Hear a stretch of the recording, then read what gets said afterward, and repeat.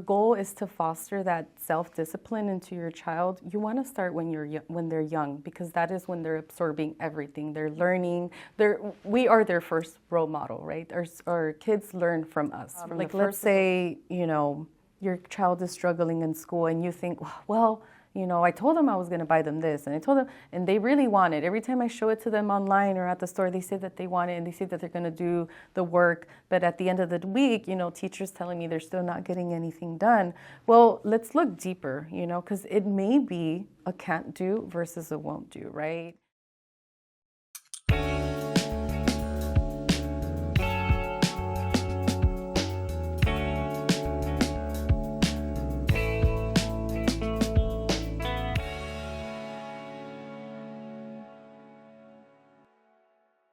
Welcome, Linwood Unified School District families, to another episode of Beyond the Classroom.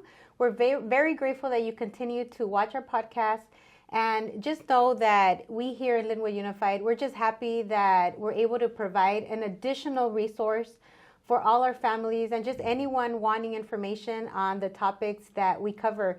We cover these topics based on things that we see as a district, needs, and different things that parents talk to us about and say this would be a good resource for other parents. So that's why we're here today, and we have a very important topic.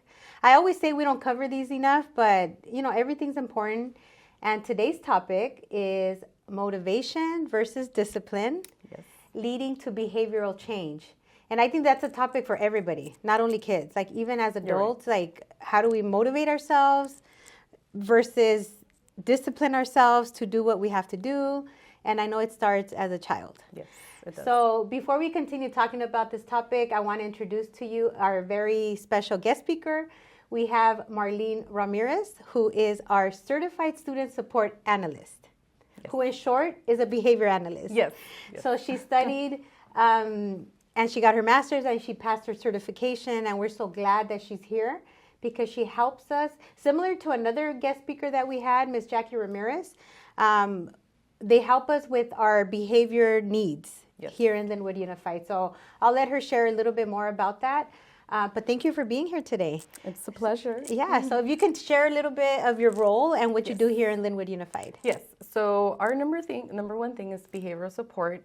We work very closely with teachers, we work with parents. So as mentioned in the last podcast, students typically get referred to us when there are concerning behaviors.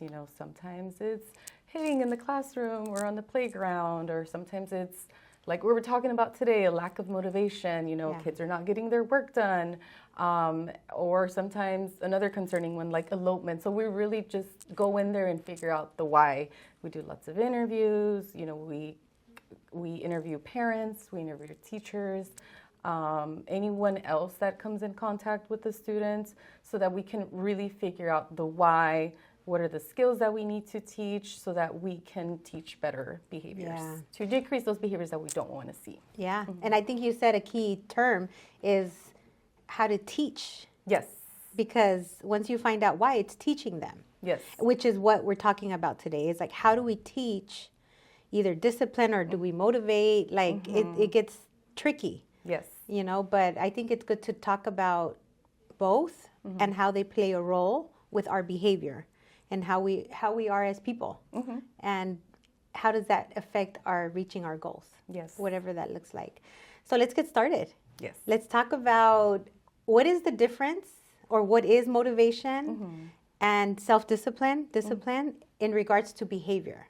Like, what's the difference between both? Yes. So we definitely use both. Motivation is key. So when we come in and we've figured out the why, but okay, maybe we need to tap into some motivation. How do we motivate our students to demonstrate those skills that we're teaching them? Sometimes we may teach them, but then they don't show them. So we figure out, okay, what is it that they like? What is their interest? Are they into sports? Are they into like little tangible things? Sometimes it's little incentives that they can earn on a daily basis or at the end of the week. So when I think of motivation and the way that we use it, we start there, like figuring out what is of value to the students or the child, and how can we get them, how do we pair the skill that we're teaching them with that positive reinforcement, that thing that they like. Because we need to pair the two so that we do see more of that skill. Yeah. And when it comes to discipline, I mean, discipline means different things to different people. Right. We don't use it a lot in our daily language as behavior analysts, but we definitely do it. We just use more of like a consequence, and don't think of consequences as necessarily a bad thing. Yeah. Consequence can be a good thing, like delivering that incentive or delivering that praise. Hey, you got your job done today on time. You kept your hands to yourself. That is a consequence too. Right.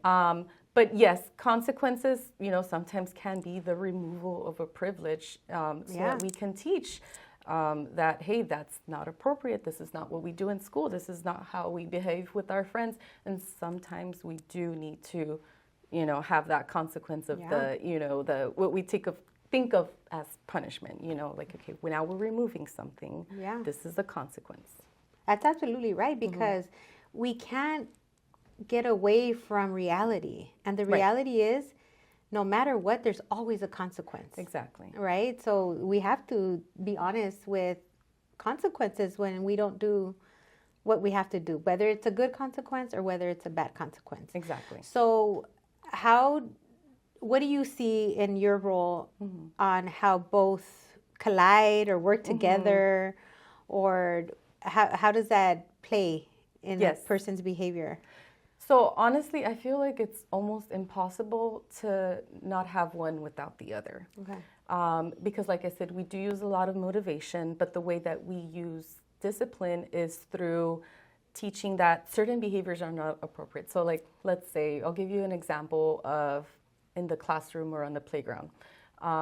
Let's say we have a young one who has a hard time sharing, or they don't like when something is taken away from them.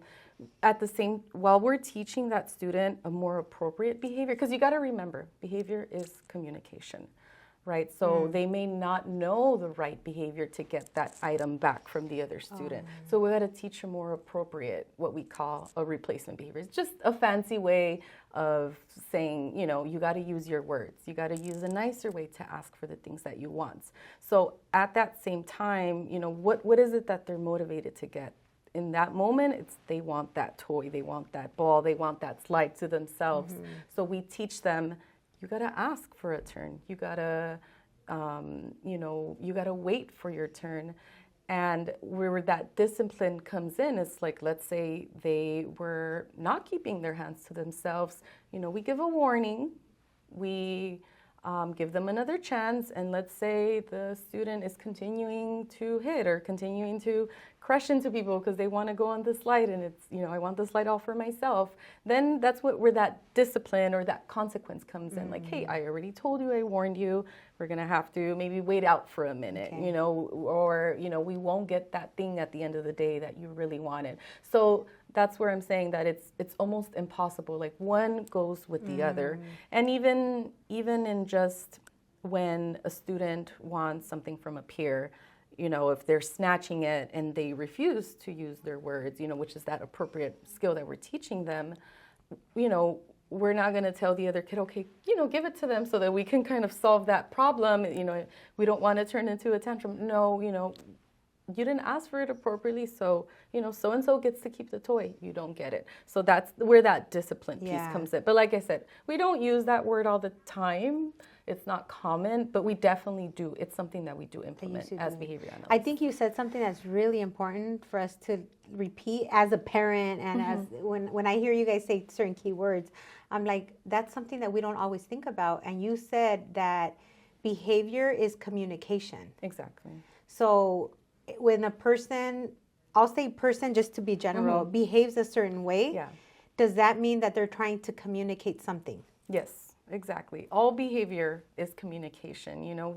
We all are seeking to communicate something, whether it is that we want to get something or that we want to avoid something. Like, sometimes I give parents or teachers the example of, like, when you're at Costco and you walk in and you see the people from AT&T or something trying to sell you something, what do? You're like, you swerve. You're like, I'm trying to avoid. That's communication itself, right?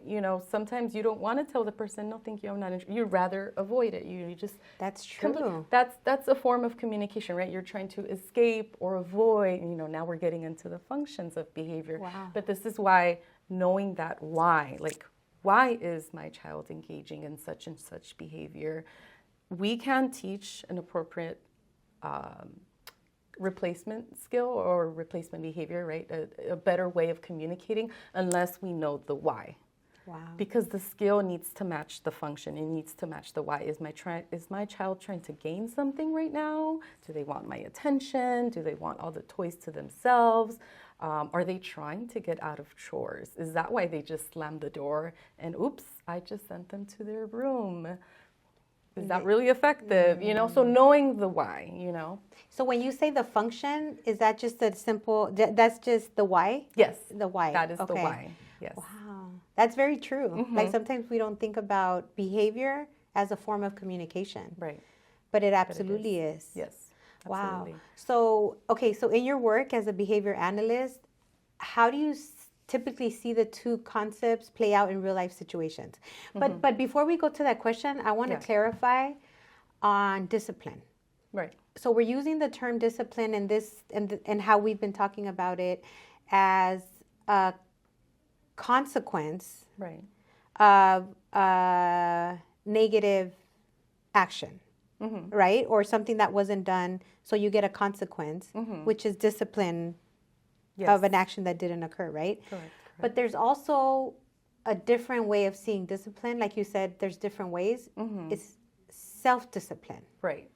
Right? So I want to touch on that a little bit in these, like, teaching students self-discipline and motivation. Like when we talk about self-discipline is how do we teach kids, and this is part of like all these other layers. How do we teach kids at a young age to self-discipline without having motivation? So it can lead to a more self-disciplined life that would help with, and I know that's a loaded question. Yeah, but I want to talk about that self-discipline piece. Right. And I don't know if that's coming up in the future, in the questions that we have coming, but what do you think about that, the self-discipline part? Well, the younger, the better. Like you said, we're talking about people of all ages, but definitely the younger, the better. When your goal is to foster that self-discipline into your child, you want to start when they're young, because that is when they're absorbing everything. They're learning. We are their first role model, right? Our kids learn from us, from the first adult that they interact with before they even come to school. So we teach them by modeling, right? So it's really important that the saying, say what you mean and mean what you say.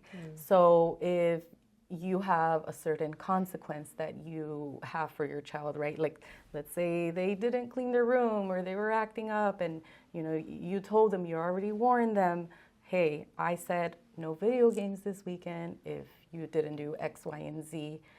Do follow through on that. Because that is how they learn. That is how they're going to learn that you are serious and that your words carry weights. We definitely want to avoid those empty threats, right? So having that consistency. So going back to how do we do that? How does it affect our kids long term? We want to model it all of the time and everything. Don't do it one day and not the next. And I know that is difficult because parents are busy and they have busy schedules, busy lives, but it is absolutely important that we start young, or even if your son or daughter is maybe 10 or 11 years old, let's start now, because we want to think about the future, right? And this is where we can also teach them their values, around that age, around 10 or 11, that's when they start having their interests, maybe they like beading, maybe they like sports or gymnastics. What's really important in sports is having good sportsmanship, right? Yes. If our child is having a hard time waiting for the thing that they want, if they have a hard time tolerating losing, let's say you notice they don't get along with their siblings, they always want to be the first one. Let's practice those skills now and then connect them to their values. Hey, you said you want to be a soccer player when you grow up. Yeah.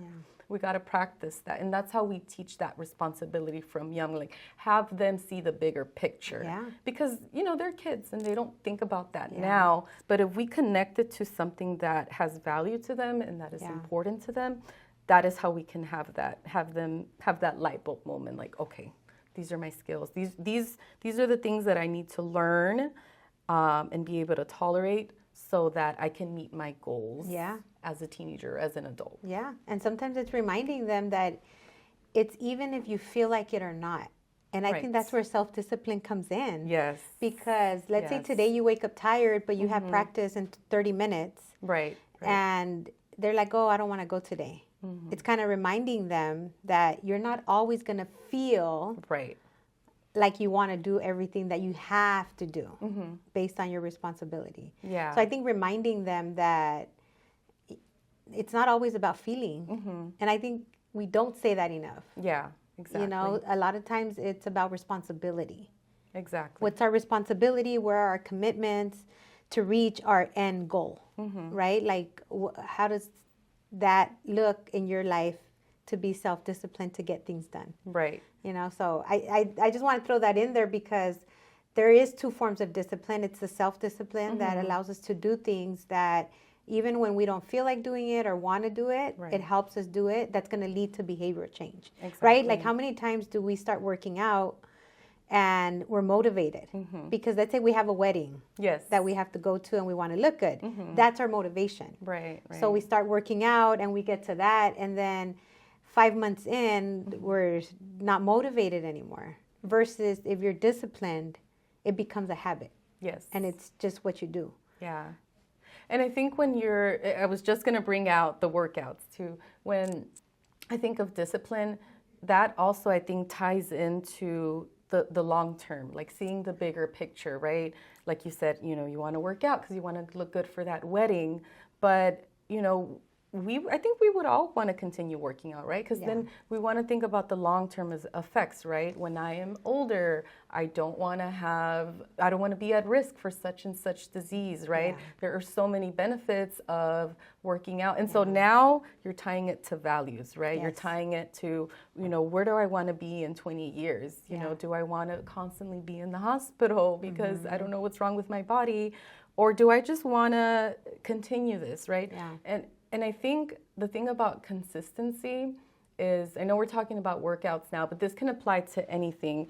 It's just, like you said, showing up and doing it even when you don't want to, right? Let's say, you say, I'm going to go to the gym 7 days a week and I'm going to work out for an hour, right? Yeah. Is that realistic when you haven't worked out in months, right? Yeah. It can look different every day, but what matters is that you show up. Maybe one day you did a 10-minute walk. The next day you went hard at the gym for an hour. Maybe on Thursday you only did a 30-minute walk, right? But what was the important thing is that you showed up. You had that discipline for yourself, right? Yeah. And that's what we can teach our kids as well. Yes. Like, hey, I know homework is not fun. Like I was a kid too. It was not my favorite thing to do, but I did it, right? Even though I didn't like it, and look where I am today. Got to show them that it will pay off in the long run, and that's one way that we can model it for our little ones. Yes. Okay, so going back to that question, that in your work as a behavior analyst, because you do work every day, and you have a big caseload. So how do you see these two concepts play out, like in real life, like situations with students at home or whatever, with students and families? Yes. So, I'll start with the home, so sometimes parents share like, my child isn't cleaning their room, or I can't get them to do their homework.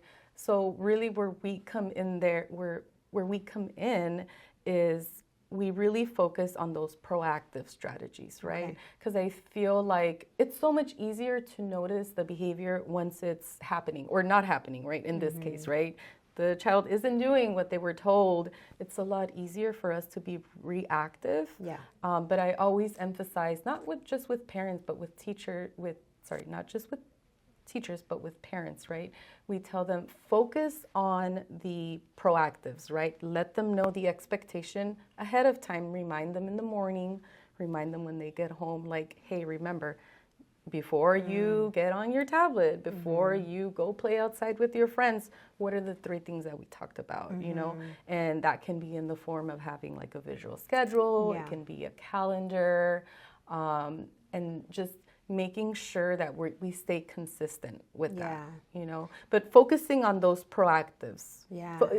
Think of it like a pre-check-in, you know, like remember what are the expectations, and have them state that back to you, because sometimes kids are like, okay, but they're not listening, right? Or sometimes they won't respond. So what I do a lot in my work with my young ones is, what did I just say?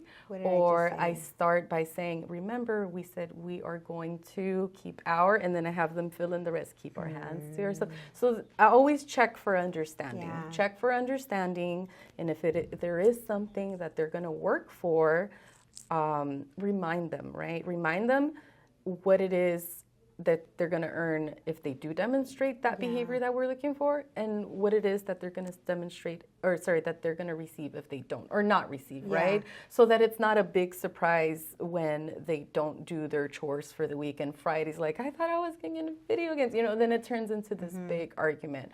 Focus on those pre-check and spend a lot of time with more of the preventative strategies, right? So that there isn't any mix-up. Be very clear and direct, right? If you said no video games, do follow through on that. You know, it may be tempting on a Friday evening where you want to relax as a parent, and they're like, well, it's Friday, Mom. And you feel bad because they got to school all week. Right. But if you said it, do follow through.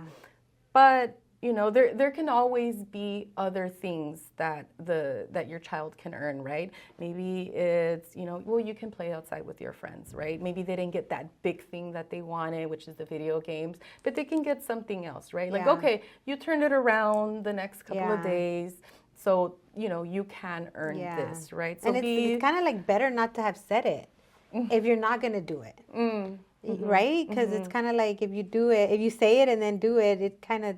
Exactly. And this is where, like I mentioned earlier, like make sure that your words carry that weight, right? Because if we do give in at the end of the week, we're frustrated, then they're going to have learned that they don't have to clean their room. They don't have to do the chores that they're asked of, and they still get what they want, you know? They're going to be like, oh, Mom's not serious, Dad's not serious. So we want to stick to what we say. But avoid having that all or nothing approach. Don't say like, well, you don't get it for the next month, or you don't get it, you know, for the next week. Also, another big one that I do bring up to parents all the time. Let's say you already bought your Disneyland tickets. You already planned that party. Do not use that as you know, leverage for getting them to listen. It can be very tempting to, in the moment, like, hey, I told you to clean your room and I'm canceling your party. You know you're not going to cancel that party. Unless you really do plan on, which I highly doubt. If you already bought everything, don't. Because it may work in the moment. They say, okay, I don't want you to cancel it. And it might work. But guess what? The next day, they're going to go back to not doing what they're not supposed to do. Because they probably know. Mom wouldn't do that. Mom wouldn't cancel the party. It's my birthday. Yes, and you know what? I'm so glad you brought that up, because we've had a lot of situations like that where, you know, here in the department, we handle all the discipline issues for our district. And we have parents that come in and they say, I'm canceling that vacation. I'm canceling, like, let's say it's a senior. I'm canceling getting them a car. I'm canceling. So this is what I tell them. Tell me if I'm wrong, but this is what I tell them. I say, Mom, Dad, don't do that. Let me tell you why not to do that. Because it's not only about them. You've also had a big investment as an adult in that celebration. Exactly. They can be part of the celebration that you can be part of, because yes, it might be their birthday, it might be their family, their trip to Disneyland, but you also you want to celebrate yourself. So you don't want to discipline yourself in the middle of disciplining them. You could do another realistic consequence. Exactly. Right? And you can tell the child, look, normally I would have probably said, I'm canceling this, but this celebration is for me too. Because a lot of times we don't think of how it's going to affect the family. And it does affect the families. The siblings, whoever was involved in those celebrations. But it doesn't help the situation if the entire family carries the weight of what one person did. Exactly. Right? Exactly. And it's kind of like, no, we're going to deal with this as a family, but we're going to celebrate. And yes, they're going to have fun, and that's okay. Yeah. Everyone is human. Everyone makes mistakes. But you don't have to punish yourself while you're putting a consequence in your child. That's just what I think. I think that totally makes sense. I think as a family, you're already spending thousands of dollars.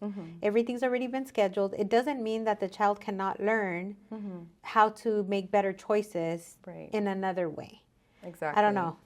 Yes, I agree. And then I think another thing that I would add on to that is that consequences, in order for them to be effective, just like reinforcement, it has to be immediate, right? When we're teaching new skills and the child demonstrates the thing that we want them to do, we give them that immediate, like it has to be delivered within like seconds, like 0 to 2 seconds right away, right? And consequences should be the same, right? So like, let's say they got in trouble on a Monday and Disney was on Sunday, or, whatever the case may be. That's so far apart. They're probably going to forget, why it is that they didn't earn the thing or why they did earn the thing, right? It has to be immediate. And that's why I like that you bring up the part, having more of a realistic consequence and try to have it be something that matches the behavior, right? Something that is proportionate to the behavior, right? So if it's something serious, then we might have a more serious consequence, right?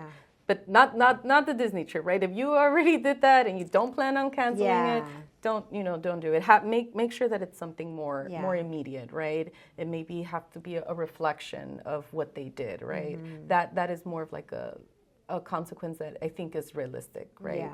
So let's have a reflection. Let's talk about what you did, what choices you're going to make in the future. Sometimes it can be a disagreement with a peer, with someone, why did you call so-and-so that name? What, were you frustrated? Again, it goes back to the why. And that can be the consequence itself. I'm going to teach you a better way to respond when you're having trouble with so-and-so at school. Yeah.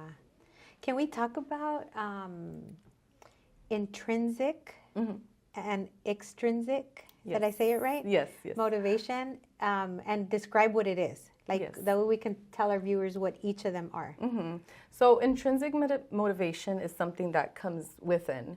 And that is something that it starts since infancy. Okay. So, babies are curious, they want to explore, they want to see their environment, what is around them, right? So that's what starts within yourself, right? And it goes back to like having that discipline. You don't need any external rewards or incentives to make you want to learn or whatever it is that your goal is. Whereas extrinsic motivation is something where it's an incentive that is delivered, right? It is something where another person has to give you the thing or has to, be on top of you. Like, remember, you got to do this so you can get that. But I feel like they definitely do go hand in hand and they can be taught, right? So again, I feel like everything it goes back to another thing, right? It goes back to the values, right? We can teach that intrinsic motivation by telling them, well, what is important to you? What do you want to be when you grow up? Okay, if you want to be this, then these are the skills that you have to learn. And then that's how they learn, through time. Oh, okay. Mom said I got to do this. Mom said I got to study. And then they start to plan on their own and have their own goals, right? But we have to teach that to them and we have to model what that looks like for them because, when kids are little, they want to please the parents, right? They want that praise or the praise from the teacher, or they want that sticker. They want to play outside, right? So a lot of it is when they're younger, it is extrinsic, but we can definitely hone in on that intrinsic and we can foster that, through teaching, through modeling, and through reinforcement, right? Like letting them know, hey, I saw that you picked your grades up. That's so important. That's going to help you in middle school. That's going to help you in high school and in college and in life. Yeah. And adults, like, it's that wedding is that extrinsic motivator, Yes. right? Yes. But then once the wedding's done, then, but your blood results is intrinsic and your health. Yes. It's kind of like, oh, that's my reason Yes. why, because I want to have good health. So that would be more internal. Yes. Which is probably, it lasts longer. Yeah. I think it lasts longer. It's does. like motivation. It does. Like at some point, motivation ends. But when you have those self-discipline skills, Yeah. you know, it helps you probably be healthier or have a better life or make better choices depending on what the situation is to reach goals. And to reach goals. I think another important thing when we think about motivation is we have to keep in mind that, yes, we can definitely use motivation, and those rewards may come at a higher frequency in the very beginning, especially when we're trying to teach those new skills. But it is something that we do need to fade out over time, right? For some kids, it might be a daily reward. Then we'll fade it out to every 2 days, every 3 days, and it can be a weekly, over time, a monthly, and then overall, I mean, towards the end, we fade it out to maybe once a month, and we remove it over time. We definitely want to make sure that we're not constantly teaching a child that just because you do this, you're going to get this reward all the time, because that's not how life works, unfortunately. Right. As adults, like, yes, we're all motivated by something, but it goes back to that, like, when you're an adult, you're going to need that intrinsic motivation. So we're going to start fading out those external, incentives and reinforcers, because that's just not how life works. Yeah. It definitely helps when we're teaching, because we want to see, like, hey, I'm noticing that you're doing this, and you're pairing it with all the good things that they like. But over time, we do have to fade that, because it's just not natural, right? You're not always going to get a high five or a sticker for doing the thing that you're supposed to. So let's talk about that. Let's talk about, okay, for those parents out there that say, I am not going to bribe my child to do something. Yes. They need to do it because I say so. What do you say about bribery to rewards or motivational incentives?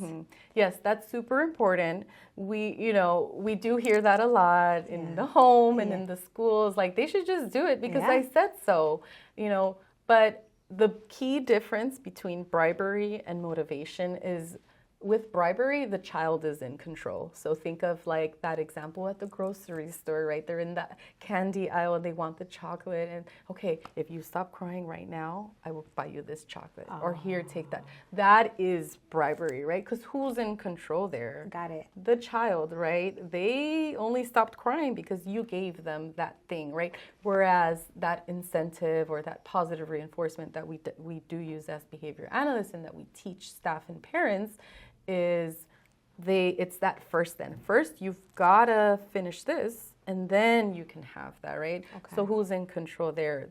We are, right? We are as adults, right? You have to demonstrate this skill, or you have to demonstrate this behavior. It has to be earned. So, and that's the key difference. Yeah.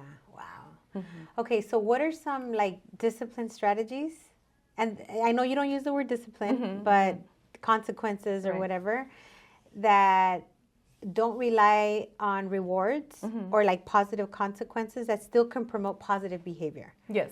Like something that doesn't rely on, okay, you're going to get this at the end and still will get a desired behavior. Yeah. So, as a behavior analyst, I always make that argument that there's always a consequence, right? Something's always going to happen. But if we're talking about strategies that we want to implement, where we're not emphasizing on this is what you're going to earn. Right. That's what we call, like, a proactive strategy, right? Proactive strategy. Yeah, proactive strategies, right? Doing it ahead of time, right? So it's letting them know what is on their calendar for the day, right? Let's check in. Let's talk about what we're going to do this week. What are your goals? What are the expectations? We talk about what it is that will happen if they don't do X, Y, and Z thing, right? We give them choices, right? So, like, let's say during the week, we know homework is hard for them, right? They can pick, we want to start with math. Do you want to start with English, right? Or in those routines, we build in those choices, right? And building in those choices is very important for children, right? Because it gives them that sense of independency, right? Like, okay, I can do this on my own. Yeah. I might not want to get ready for bed right now because I'm having so much fun reading this book or, watching TV, but I have that choice of what I want to do. And that goes back to that lifelong skill of like, I don't want to do the thing. And like you said, even as adults, it's not just children, we get to decide like, okay, I'll do the laundry first, because I really hate it. So I'm just going to get it out the way, right? We make those choices ourselves, right? So we got to teach our kids like, this is what you can do. This is what, let's talk about it beforehand. I like that. Yeah. So focusing on the proactives, right? Rather than the reactives. Yeah. Because it's always better to have a plan, right? It's always better to have a plan to know exactly what's going to happen. Yeah. And I think we forget that because they're kids. And sometimes we think like we don't have to tell them everything. They just need to follow along with what I'm saying, what I'm telling them to do. But I think I really like that. I've always liked it where I think when we let them know the plan, they're like, we want to know the plan. Exactly. They want to know, like, even if we think they might not want to know, especially as they start getting older, giving them the plan, like letting them know. And I think it helps them build some self-discipline. Yes. Because then within time, they're going to know what to do. I remember when my son was 2.5, he was going to go to daycare at 3. So I started giving him his lunch bag, and I started training him on how to fill the lunch bag. I love that. Yeah, I love that. Like I had the juices in his level. I had the snacks in his level. I would make the sandwiches, of course, because he was still little. But all he had to do, I remember telling him, open the bag, get the juice, put it in there, get a napkin, put it in there. And I remember at that young, I have even a video of it, how proud he felt. Yes. Of doing his own lunch bag. You. And he was so little. I was like, he's so little. Like, how does he know? Like, he felt accomplished when I was like, great job. You have your own lunch. And I think it helps them get prepared for their own future. Exactly. Like self-sufficient. Yes. We all want to be independent. We all want to be able to, take care of ourselves. Yes. So I just remember that at a young age. I'm like, wow. Yeah. I just did it because I'm like, if he does it, I don't have to do it. Yeah. Like, that's just what I thought in the morning. Let me train him so he can do it. You were thinking about like, what's reinforcing for you? What is my value? Yeah. I get to do this. Well, he does that. Yes. But at the same time, you're teaching him that self-discipline, right? And like I said, kids will surprise you, and we have to teach them that independency, even if they're young, you'll be surprised what they can accomplish. And once you set that expectation, because kids like structure, they crave it. So if you foster that in them young, it's going to help them in the long run, right? Don't just assume like, oh no, that, they don't know how to tie their shoes or they can't zip up their jacket. Let them do it. Even if it's not perfect, let them try, maybe you can latch it on and they finish the rest. But we always, just how we fade out those external incentives and rewards, we want to fade out those prompts that we give our children, right? Yes. Like, imagine if he had just gone through preschool and kindergarten with you always doing his lunch, and you probably applied that in other areas as well. It's like, okay, well, he can do that. Maybe he can do this and this and that. He can fold clothes. He can get the socks together. There you go. And they can. They really can. They can, And I think for a lot of moms, because I'm a mom and I know this part too, is you feel guilty and you feel like, oh no, I'm going to do it for them. I want to do it for them. I want to make sure they went to school all day, so I don't want them to worry about having to fold some or get the socks together. Or I don't want them to help me prepare for dinner, like, because I want them to rest. Right. Well, in the middle of that, you're taking away some of that independence that they can build. Right. You're tired too. Like, we're tired too. Like, it's a family contribution. Yes. And it helps them build resiliency. It helps them build a lot of stuff. Responsibility. Yes. So motivation versus discipline. Wow. Yes. That's, It definitely, it goes a long way. So I know there were some topics, some other things that you wanted to make sure that we talked about today. Yes, so what are some of those topics? When we're thinking about motivation and discipline, I think we cannot forget is, like, let's say, your child is struggling in school and you think, well, I told them I was going to buy them this, and I told them, and they really want it. Every time I show it to them online or at the store, they say that they want it, and they say that they're going to do the work. But at the end of the week, teachers telling me they're still not getting anything done. Well, let's look deeper, because it may be a can't do versus a won't do, right? Maybe there's a skill that we need to teach. Maybe there's something that they don't know how to do when it comes to doing their work, right? Maybe they don't know how to raise their hand, or they forget to raise their hand to ask for help. Maybe they need breaks. They get overwhelmed because this subject is hard, and they don't, they need breaks. And they're not advocating. So it could be, that they're missing that piece and asking for help, asking for breaks, asking, the teacher, can you explain it to me a different way? Because kids are young, and we have to teach those problem-solving skills. Some of them have it, a little bit naturally more than others, but it could be that they don't know how to problem-solve when they're struggling with, their academics, or it could be that they, like I said, don't know how to ask for a break, or, so we want to look deeper, like, okay, what is it? So you're saying as a parent, don't assume. Exactly. That it's that they don't want to. Exactly. Look deeper to see if it's that look deeper. They maybe don't know how. Exactly. Got it. Yeah, because that's a great point. Yeah, they could be very motivated, but if they don't know how to do it, it would be unfair for us to have this expectation, And I know, I think as parents, or even as me working with kids, like, oh, they're testing me right now. I know they can do it. I know they can do it. Think that. And that does happen. Yeah. It does happen. Kids do test you. That is very true. But, if it's something like, okay, I've tried this, I've tried that, I know this is motivating, and I've been consistent, right? I've been doing all the other the strategies, but it could be that it's a skill that they're lacking that we need to teach. Okay. Yes. That's good. That's good to know. Mm-hmm. Yeah.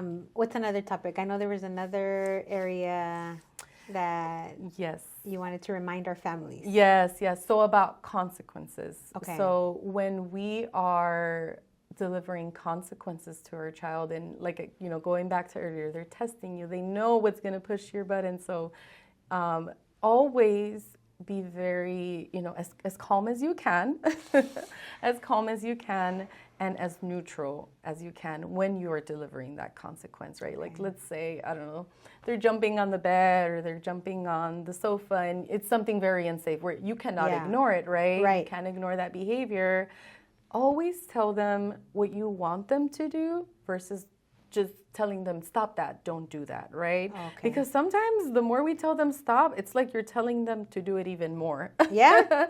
Yes. Like, oh, to me, I just heard you say jump. I'm going to keep jumping. Yes. They didn't hear the stop part. And especially if they're having fun, or if they're in a behavior, that is not the moment to have a lecture either. So keep it short, keep it concise, be very neutral, and let the consequence do the talking, right? So, like, let's say you're at the playground and they're continuously, going up the slide the wrong way, right? Don't use that thread of like, we're going to leave the park right now if you don't stop doing that, right? Unless you plan on doing it, do it, right? Like, again, let the consequence do the talking. Give them a warning. You say, if you do it again, we will leave the park, right? Yeah. You have to be calm. You don't have to raise your voice. Yeah. You don't, that is even so if hard. You're frustrated. I know. That is so hard to do. I think for us in our field, we're very used to, having that very calm and neutral face. But, just turn around for a second, just breathe, collect yourself, because kids will test your patience. But if we respond with that emotional reaction, what are we also modeling for them? That when you are frustrated as an adult, That's true. you have this big reaction, and then we have just taught them, like, well, now I'm going to have an even bigger fit, because that's what I'm learning from you. You're raising your voice at me. I'm going to raise my voice at you when I'm upset about what me not getting what I want. Yeah. So again, remember, let the consequence do the talking. And that, make sure that you follow through on what you say. Yeah. Wow. Yeah. It's a lot. Yes, it's a lot. It's a lot, but it's good information. I want to encourage the families that, we try new things, because I know we're used to doing things a certain way. Right. But it really does make a difference. We had an episode on PBIS a couple weeks ago on speaking positively and the difference between telling students how to don't do something versus telling them what they should be doing. It's just creating new habits, new practices, because we do want kids to be healthy. We want families to be healthy, and it's a really hard time right now culturally outside of our house, and we want to make sure that while they're with us in our home, we have peace in our home. Right. And we're happy and healthy individuals. So as we end today's podcast, is there anything else that you would like to share to our families today? I would like to share that it is important to remain consistent, right? It's going to be tough. It can be challenging, especially if you're like, okay, these strategies sound great. I want to try them tomorrow.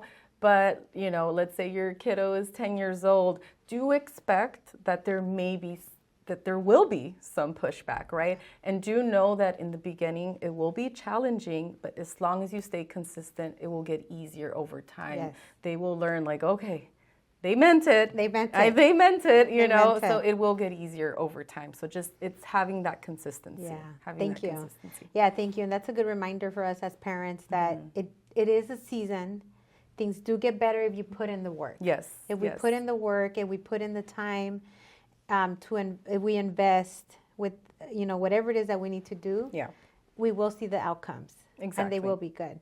Yeah. So families, as we end today's podcast, I want to remind you all that every single school has support for you. If you are in need of any type of support, we have mental health, we have social emotional learning specialists, we have our behavior analysts known as our certified student support analysts, we have community liaisons. You name it, we probably have it. If we don't have it, we'll refer you to one of our agency partners that does provide. We have over 40 partners through our health collaborative. The point is, we're here to support you and we're here to help you.